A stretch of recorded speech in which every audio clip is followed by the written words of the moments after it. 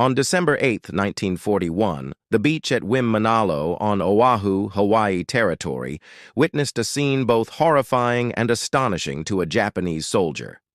Enen Kazuo Sakamaki, a young sailor, found himself stranded amid scorching sand and violent waves, struggling to stay conscious after the submarine he served on had been attacked and run aground.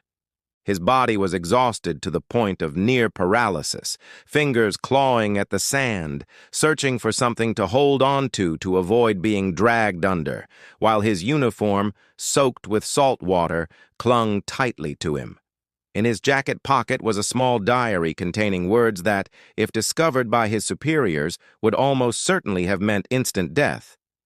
"I have failed the Emperor. I have brought shame upon my family for 10,000 generations. Death is the only path to redemption." These words not only expressed personal fear, but also reflected a mindset deeply ingrained in every Japanese soldier. Survival after failure was unacceptable, and dishonor was a sentence that could only be absolved through death. As Sakamaki lifted his head through tears and seawater, he realized a gun was aimed directly at him. An American soldier stood there in the dawn light, silent yet imposing. In that moment, Sakamaki closed his eyes, bracing himself for the final bullet, ready to accept death to restore his honor. But what happened next was completely different from what he imagined. Instead of an explosion, instead of pain and fear, he heard unexpected words. "You're safe. We'll provide medical care for you." The voice belonged to Corporal David Akwai of the 298th Regiment, who had just captured Sakamaki, the first Japanese prisoner of war in American hands. These words not only saved his body, but also opened the door to an experience that would overturn the entire system of beliefs Sakamaki had been taught since joining the military.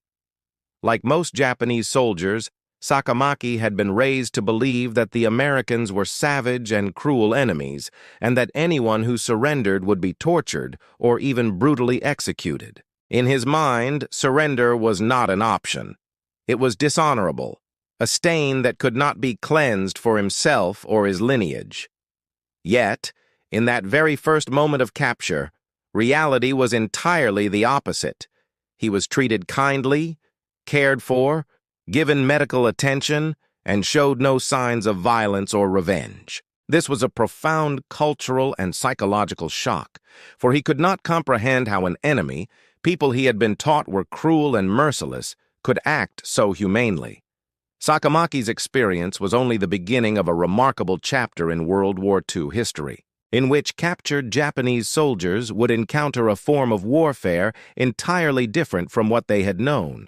A war where the enemy could be turned into a friend through humanity and kindness, not just violence and slaughter. From 1941 to 1945, roughly 5,000 Japanese soldiers would be held in POW camps on American soil, along with thousands more in Australia and New Zealand. In the Japanese military, from the earliest days of enlistment, soldiers were indoctrinated with a rigid ideology. Death before dishonor, victory or death, never surrender.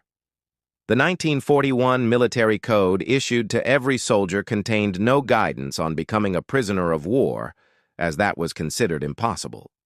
At the Imperial Japanese Naval Academy, where Sakamaki was trained, officers often reminded cadets that their lives belonged to the Emperor and individual survival held no value. Honor was everything. Surrender was not merely a military failure, but a spiritual defilement, shaming one's ancestors and haunting one's descendants. The contrast with American military culture was stark.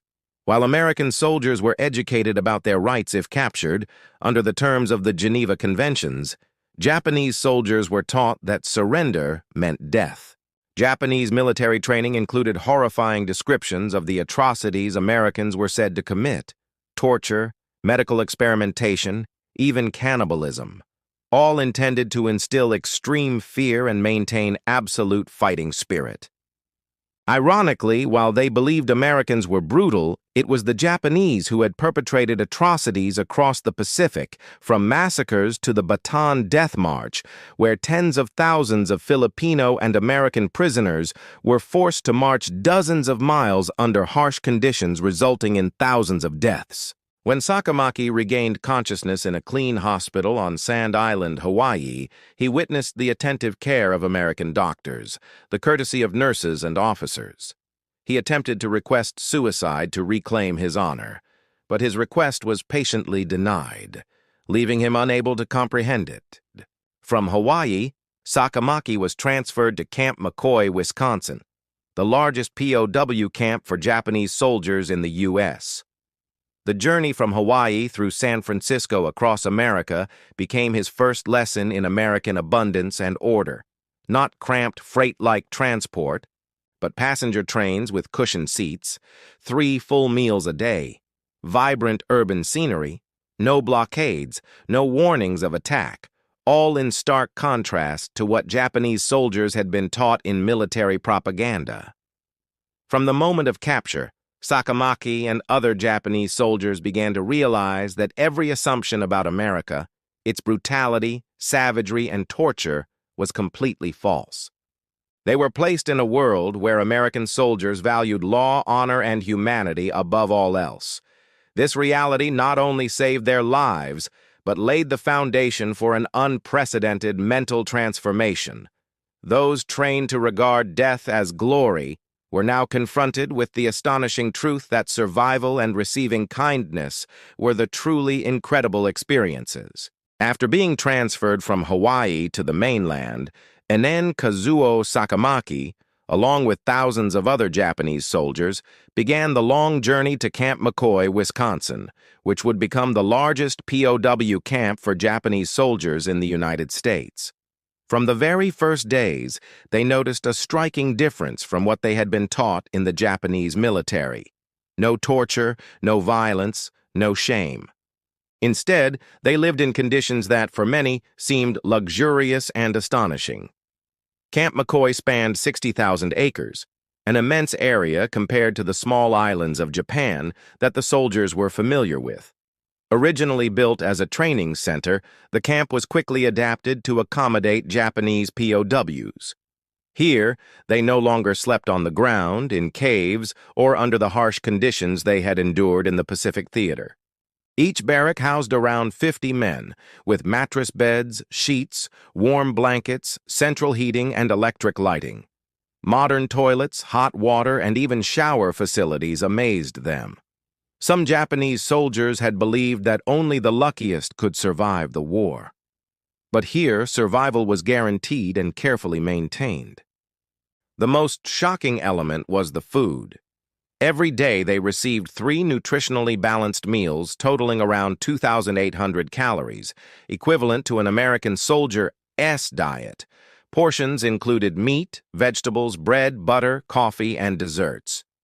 Considering Japanese dietary preferences, the camp also provided rice and soy sauce, demonstrating attention to the prisoners' culture and habits. This abundance, sometimes bordering on excess, stood in stark contrast to the scarcity and hunger they had endured on the battlefield, where food was a luxury to be fought over.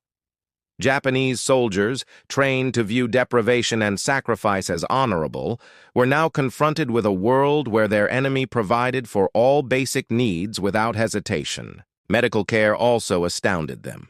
Camp McCoy was equipped with a modern hospital with X-ray machines, surgical instruments, ample medication, and even penicillin, a miracle drug they had never seen on the battlefield. Soldiers who had witnessed comrades die from lack of treatment were now having wounds healed, undergoing regular health checks, and receiving meticulous medical attention. This care not only saved lives but also presented a profound mental challenge. If life could be safely preserved, did dying to reclaim honor still hold meaning?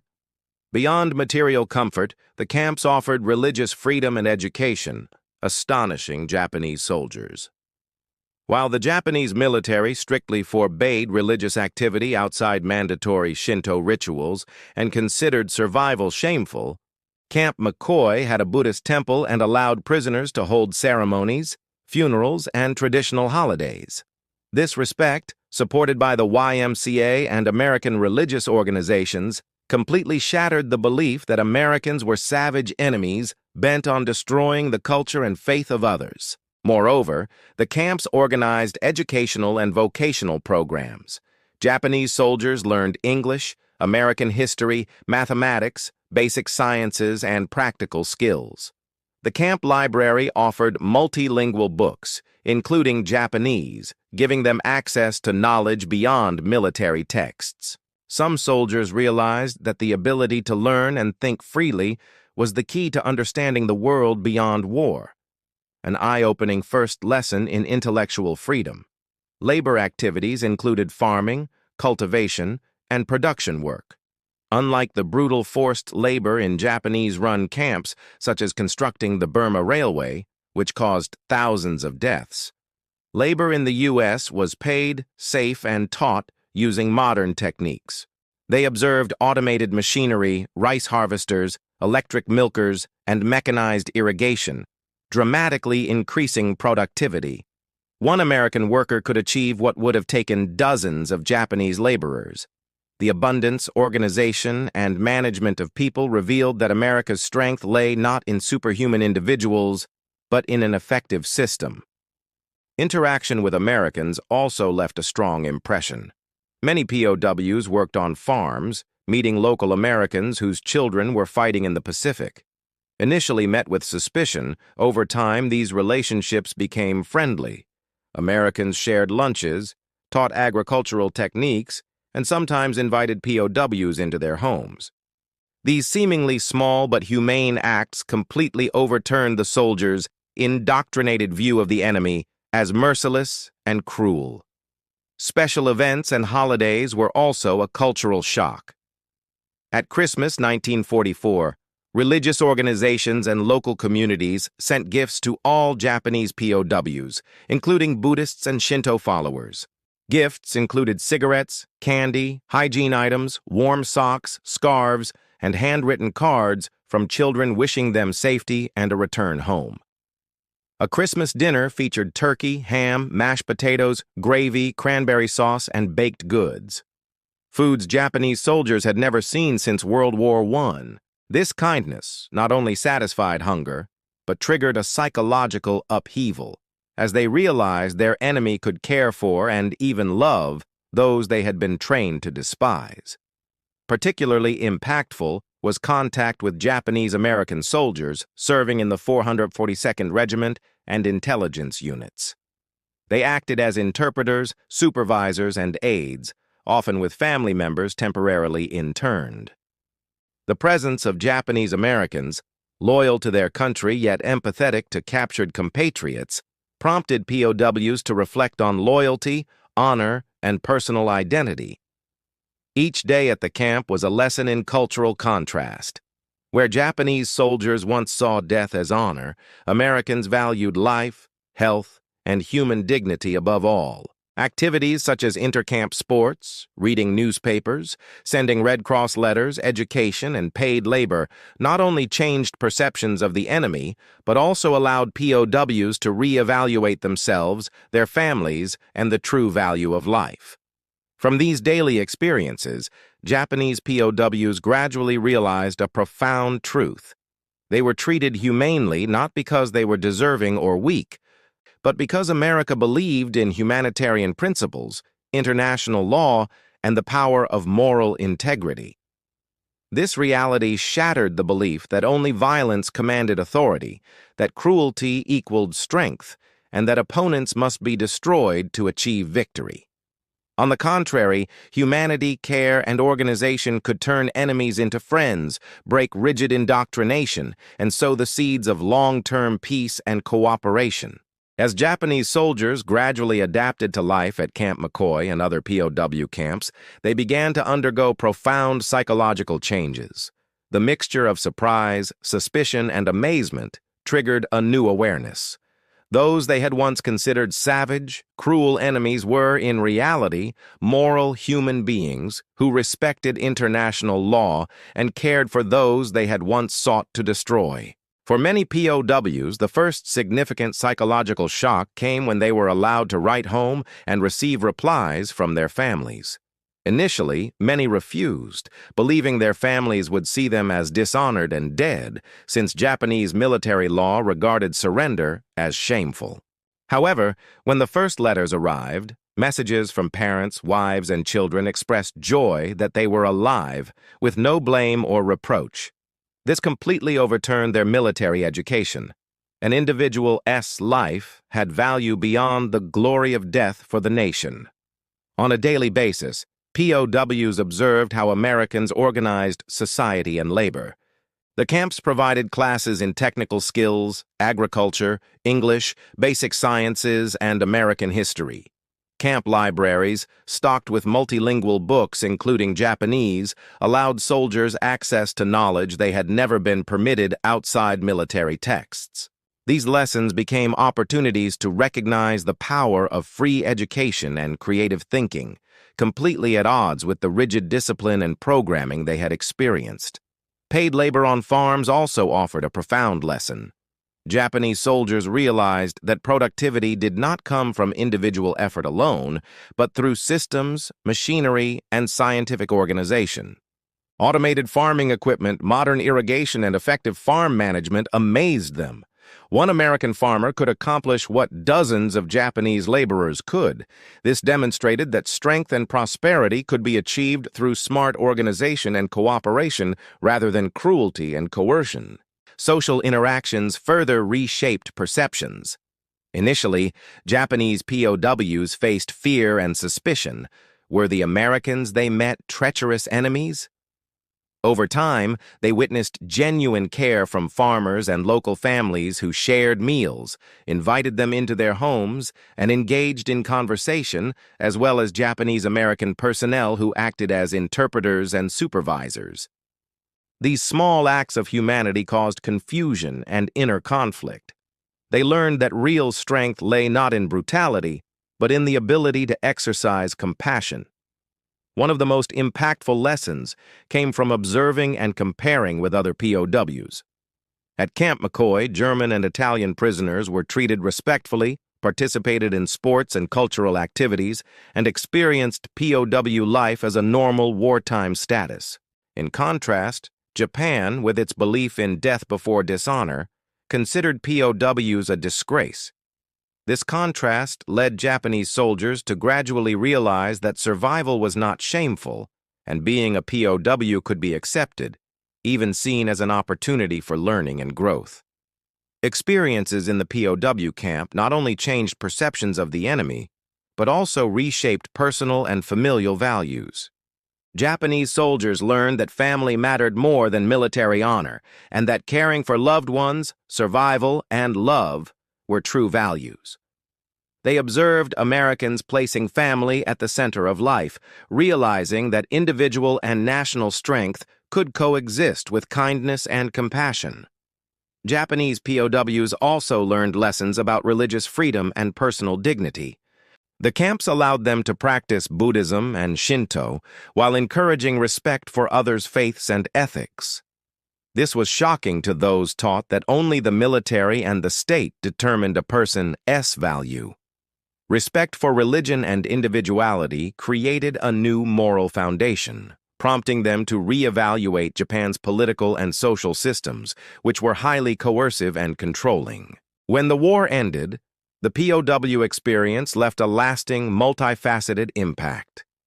Many Japanese soldiers, including Kazuo Sakamaki, returned home with knowledge of America, English language skills, agricultural and industrial expertise, and understanding of democracy and freedom. They became cultural bridges, playing important roles in Japan's democratization, modernization, and reconstruction. Sakamaki, for example, joined Toyota Motor Corporation upon returning to Japan, applying his knowledge of America to develop the export automobile industry. Many other former POWs became teachers, journalists, entrepreneurs, or government officials, introducing lessons on management, engineering, and organization learned in the U.S. The POW experience not only saved their lives, but also laid a foundation for national transformation, from a militaristic society to a modern democracy. Another notable aspect was the change in perspectives on gender and social roles. Japanese soldiers observed American women working in industry, agriculture, healthcare, and management, vastly different from Japan's strict gender restrictions. This experience contributed to a new awareness of women's abilities and rights, influencing subsequent generations in Japan. POWs also learned lessons in management and organization, observing how Americans maintained machinery, organized production, and managed people effectively. Lessons in process, preventive maintenance, waste reduction, and continuous improvement were later applied in Japanese industry, most prominently in Toyota's production system. Life in the POW camps was not just about technical or managerial learning. It also changed perceptions of morality and humane strength. They realized that power need not rely on violence or cruelty, but could come from treating others humanely, respecting international law, and maintaining dignity even in defeat.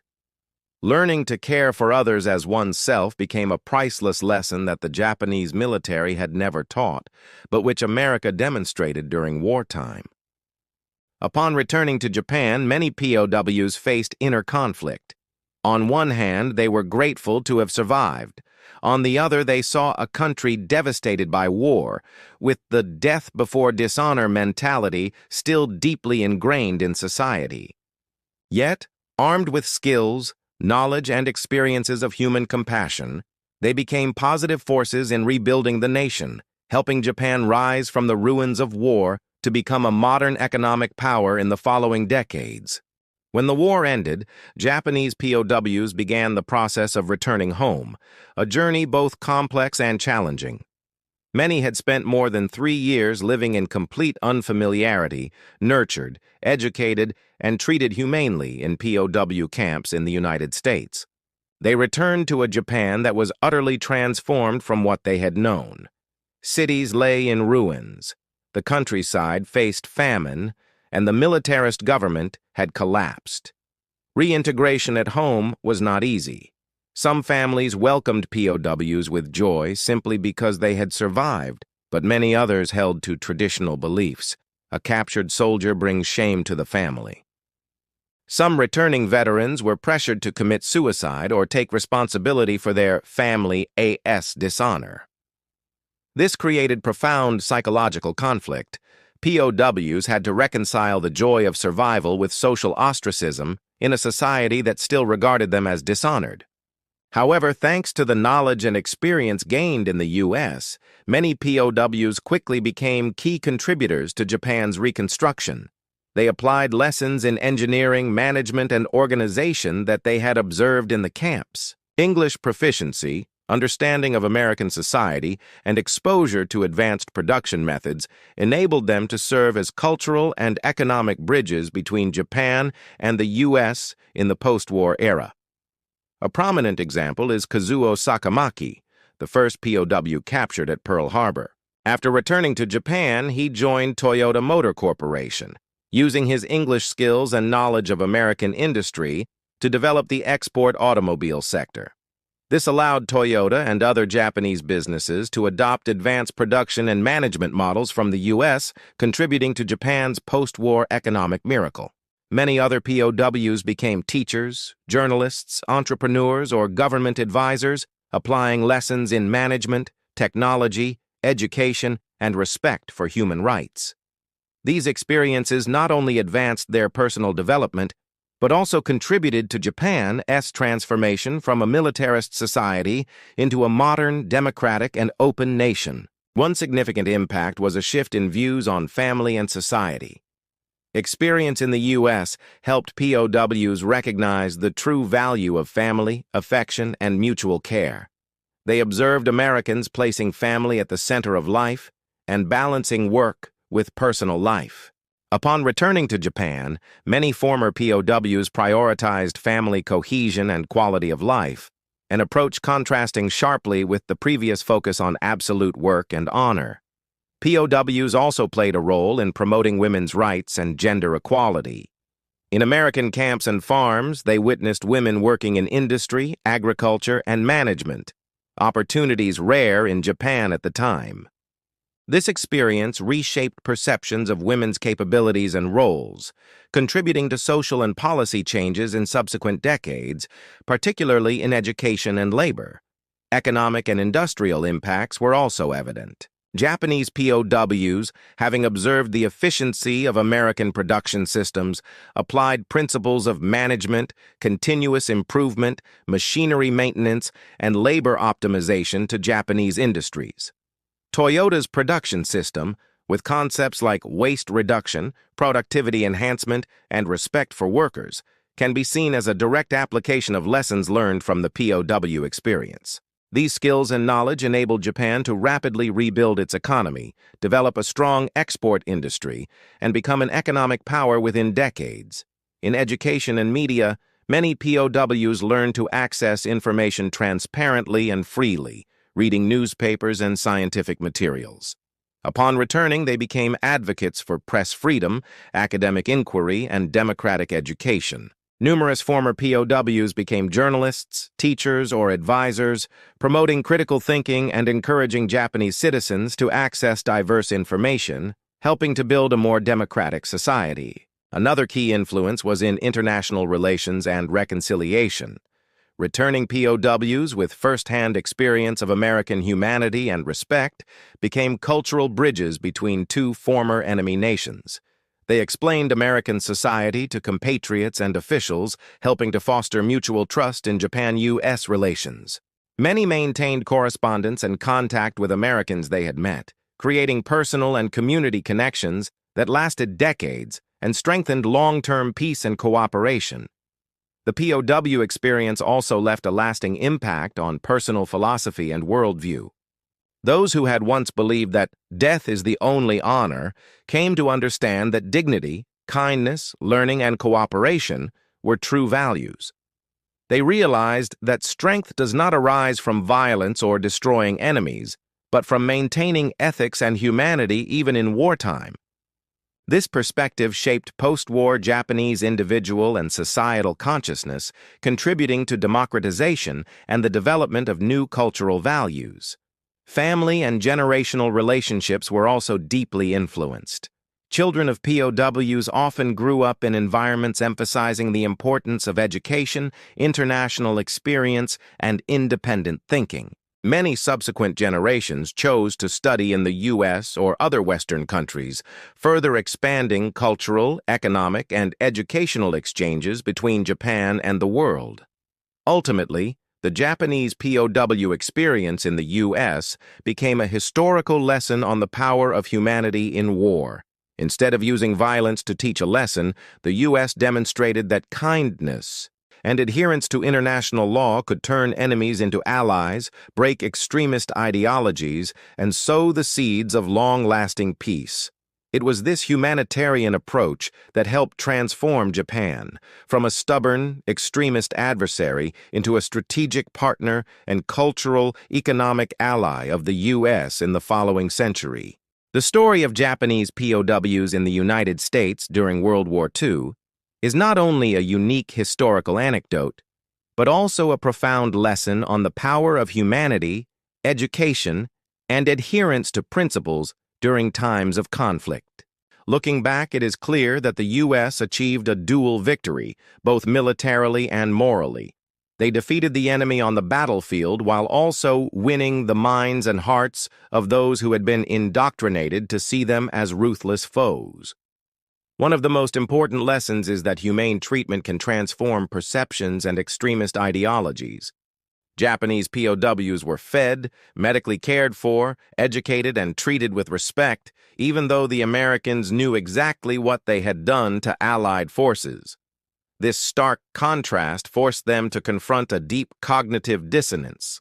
They had been taught that death was preferable to survival, that the enemy was brutal and despicable, yet reality proved otherwise. This experience produced a powerful psychological transformation, turning many POWs into open-minded, inquisitive, and cooperative individuals rather than retaining militarist thinking. The cultural and social influence was equally profound. Those who returned to Japan brought back humanistic values, democratic thinking, and practical experience acquired in the U.S. English skills. Industrial knowledge and familiarity with modern management methods not only helped them adapt to post-war conditions, but also made significant contributions to economic and educational development. From implementing advanced production models at Toyota to improving education and media practices, Japanese POWs became critical cultural and economic bridges between two former enemy nations. Another key lesson is the importance of education and transparent information. POW camps not only provided food and medical care, but also offered books, newspapers, and courses. Japanese POWs were exposed to free press, scientific knowledge, and democratic education for the first time, learning to analyze information, seek truth, and question the media. Upon returning to Japan, this experience contributed to educational reforms, press freedom, and a more democratic society, breaking the pattern of information control characteristic of the militarist era. Intergenerational influence was also significant. Children and grandchildren of POWs often grew up hearing stories of kindness, learning, and cooperation with former enemies. Many chose to study in the U.S. or other Western countries, becoming agents of internationalization and cross-border collaboration. This demonstrates that humanity not only impacts individuals during war, but also spreads across generations, shaping international economic and cultural relations. A particularly important aspect was the transformation of ethics and understanding of true power. POWs realized that real strength does not lie solely in defeating enemies, but in maintaining principles, treating others humanely, and building trust. They observed Americans caring for enemies, protecting human rights, and administering justice even without compulsion. This awareness reshaped their views on honor, power, and personal responsibility, and many POWs carried this philosophy into post-war life and work, contributing to a modern, democratic, and humane Japanese society. Economic and industrial impacts also demonstrated the power of learning from practical experience. Japanese POWs applied American management methods, such as continuous improvement, waste reduction, worker respect, and system maintenance. These experiences became the foundation for advanced production models in Japan, including the Toyota system. The combination of American experience and Japanese tradition fueled post-war industrial and economic growth, contributing to Japan's rapid development. On an international level, the Japanese POW experience became a living testament to reconciliation and peace-building. Former direct adversaries of the U.S. became cultural and economic ambassadors, promoting cooperation, empathy, and mutual understanding. Correspondence, exchanges, and programs between former POWs and Americans created personal and community networks, reinforcing long-term Japan-U.S. relations. These lessons remain deeply relevant in today's world. In modern conflicts, humane treatment, respect for human rights, and adherence to international law can break cycles of hatred, extremism, and violence. The history of Japanese POWs demonstrates that even those indoctrinated to hate can have their perspectives changed through humanity and education, fostering peace and forming alliances. In summary, the story of Japanese POWs in the U.S. illustrates three core principles. Humanity has power beyond violence. Treating enemies with kindness can win minds more effectively than physical warfare. Education and transparent information can break extremist thinking. Knowledge and first-hand experience open the possibility of changing mindset and behavior. International and cultural experiences create lasting bridges. Former enemies can become partners, advisors, and ambassadors of peace through positive experience. From a historical perspective, the U.S. success in transforming Japanese POWs was not only a military victory, but also a moral, cultural, and societal one. Returning POWs became agents of democracy, economic development, education, and peace, demonstrating that kindness and adherence to international principles can transform an entire nation and civilization. The story of Japanese POWs is living proof of the power of humanity and education, and an inspiration for today's world on how to turn enemies into allies through kindness, respect, and knowledge. It reminds us that even in the darkest moments of war, acts of decency can sow the seeds of peace, understanding, and long-lasting cooperation.